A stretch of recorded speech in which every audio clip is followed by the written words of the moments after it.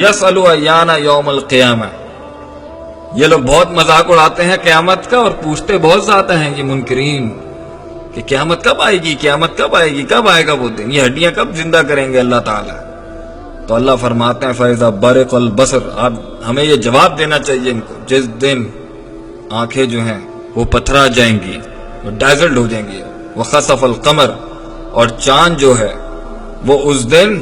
اپنی روشنی کھو بیٹھے گا، وَجُمِعَ الشَّمْسُ وَالْقَمَرُ، اور جب سورج اور چاند ملا دیے جائیں گے، يَقُولُ الْإِنسَانُ يَوْمَئِذٍ أَيْنَ الْمَفَرُّ، تو انسان کہے گا اس دن بھاگنے کی جگہ کہاں ہے، کہیں ہاتھ چبا رہا ہے، کہیں بھاگنے کی جگہ مانگ رہا ہے، کہیں کہہ رہا ہے یقول یا لیتنی قدمت لحیاتی، ہائے کاش میں کچھ اچھا بھیج دیتا آگے، کہیں کہہ رہا ہے میں مٹی ہو جاؤں، کہیں کہہ رہا ہے ہمیں موت دے دے،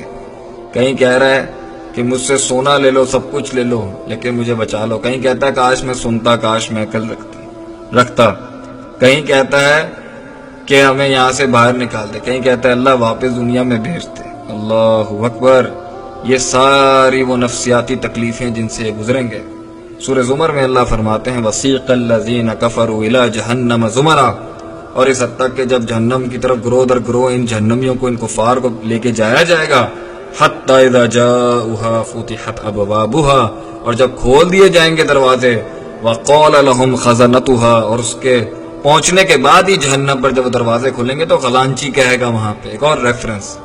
گیٹ کیپر کا، الم یأتکم رسول، کیا تمہارے پاس اللہ کے بندے نہیں آئے تھے، منکم، تمہیں میں سے، یتلون علیکم آیات ربکم، جو اب تمہارے ہی رب کی آیتیں تم پر تلاوت کرتے ہیں اور ہم آیتیں سن رہے ہیں۔ دیکھیں کتنا پیارا میسج ہے قرآن کا، وَيُنذِرُونَكُمْ لِقَاءَ يَوْمِكُمْ هَٰذَا، وہ تمہیں ڈراتے تھے اس دن کی ہولناکیوں سے، قالوا بلا، اور خاموشی، وہ کہیں گے ہاں آیا تھا، وَلَكِنْ حَقَّتْ كَلِمَةُ الْعَذَابِ عَلَى الْكَافِرِينَ، اور کافروں پہ عذاب کے کلمے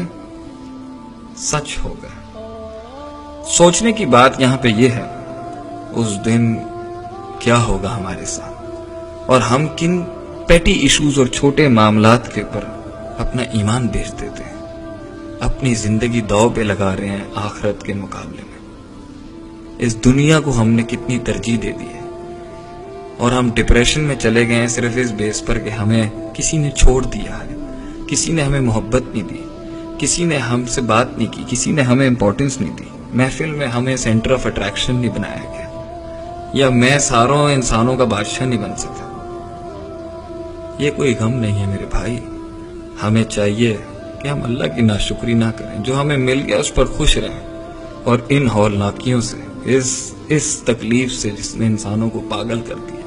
وہ کہتے ہیں مٹی کر دے اللہ، وہی انسان جو زندگی کا خواہش رکھنے والا، نئی زندگی ملنے پہ تو اسے خوش ہونا چاہیے تھا،